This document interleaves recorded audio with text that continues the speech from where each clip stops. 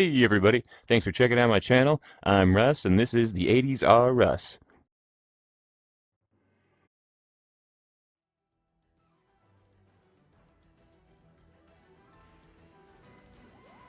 So I had this idea a while ago while rewatching some of the classic generation of Doctor Who, specifically the Tom Baker era, more specifically the end of the Tom Baker era. So this guy slash ghost slash thing, which is apparently a representation of the Doctor somehow that's never fully explored, has been a near total mystery since their introduction, which went essentially unreferenced after their departure into the depths of the Doctor amidst his regeneration into Peter Davidson. Beyond that, they were never seen or spoken of again. Until this moment had the mysterious figure unexpectedly, inexplicably return, apparently appearing exclusively to David Tennant's 10th Doctor incarnation, and only very briefly before vanishing mysteriously yet again, which creates a nice little through line for this whole theory.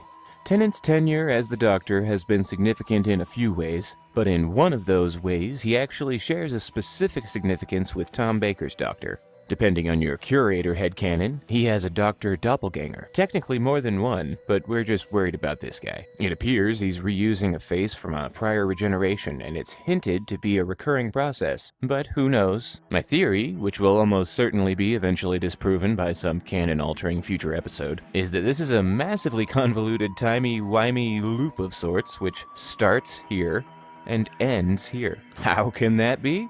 The simple answer, not uncommon with this show, is time travel. But let's connect some dots, while trying not to burst any bubbles.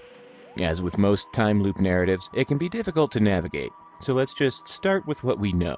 For one thing, we know this entity can warp around in time-space, seemingly willy-nilly with no regard for wibbly-wobbling any timey-wimey stuff, like it knows exactly what to do to achieve the precisely desired future outcome of its actions. This behavior generally lines up with a closed time loop, as the character from the future would be the ultimate cause of events yet to unfold, usually on a mission to ensure the unfolding of said events. Sort of a John Connor syndrome.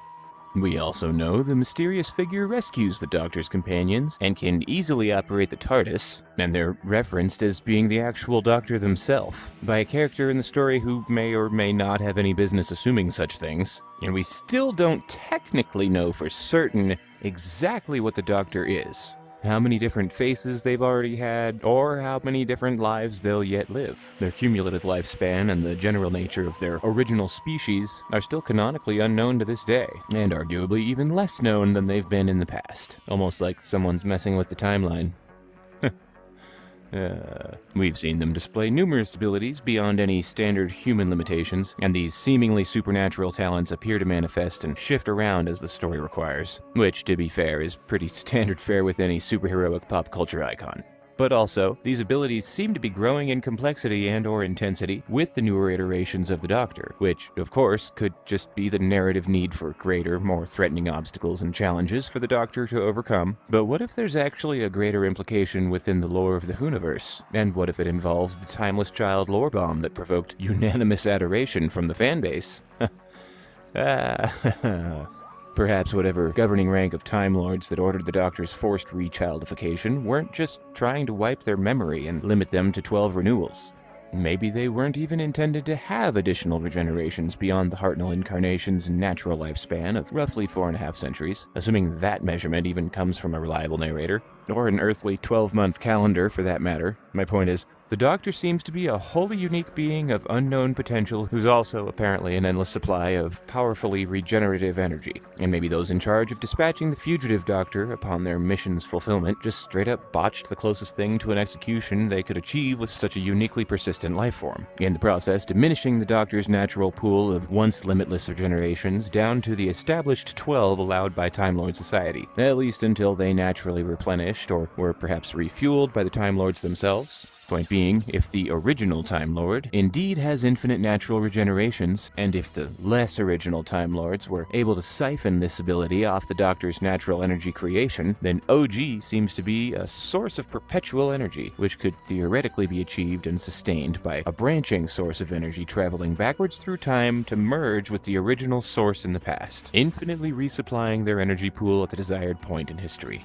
So, as a branched Bigeneration separate from the original Doctor, supposing 14 reaches the end of their natural lifespan, maybe they would regenerate into this formless, ghostly being? No longer sustained by a physical form, detached from time, perhaps this is the Doctor's natural state. We never see this ethereal being interact with anyone but the Doctor, and we never actually hear them speak. They might even be incapable of communication with other characters. Maybe in this form, the Doctor is only able to use telepathic communication with themselves. Or maybe other Time Lords too, but we don't see that kind of interaction happen. Unless this guy is actually another time ghost who just looks like a guy. So yeah, if you're a new Who fan that never watched the old stuff but you're curious, classic Doctor Who is just as weird as new Doctor Who. Maybe weirder. And on the topic of Bigeneration, I realize they've canonized this bizarre mythical origin, meaning it essentially didn't exist before the superstition salt made it exist. But I call semi-BS on that, mostly because I kinda just hate it and personally feel like it's a nonsense excuse for cheap retcons. But I do have my own headcanon for how it could work. I think the Toymaker did it, unpurposefully, but I think his lasery bisection of the Doctor's dual heart situation just happened to be so improbably precise that it resulted in an extremely unique event. So unique that the Doctor believed it was a myth. It certainly wouldn't be the first time the Doctor was led to believe something wildly off the mark. Maybe they know less about the TARDIS than they think as well. Suppose the TARDIS and time travel itself were birthed from the Doctor's natural living energy pool. Suppose that energy was somehow focused into a heart of pure quantum power by the Time Lord's technology, providing fuel and perhaps even sentience to the vessels that would transport Gallifrey's inhabitants across every corner of time-space. And maybe the reason we see the phone booth form of the TARDIS right here is because this Doctor acquired their TARDIS from some other post-Hartnell regeneration in a story yet to be written. Could be a whole other crazy time loop going on. Honestly, though, I wouldn't be surprised if Hartnell's Doctor was just feigning surprise at the chameleon circuit's malfunction. He was known to be more of a trickster, and considerably less thoughtful, honest, or forthcoming than later incarnations. And it's frankly pretty easy to picture him just lying to Susan's face. Speaking of Susan's face, though, on the topic of things from the future, what about Susan? Could she be from the future? Has that question ever been raised? The only evidence of the Doctor's direct lineage would be this clone daughter of Tennant. Does she even count as an actual daughter? Does it matter? We can't even really be certain how the average Time Lord procreates. Maybe they're all just using their hands. Yeah, anyway, I'm sure there'll be plenty more questions raised before we get any of the answers. As per usual. Thanks for stopping by.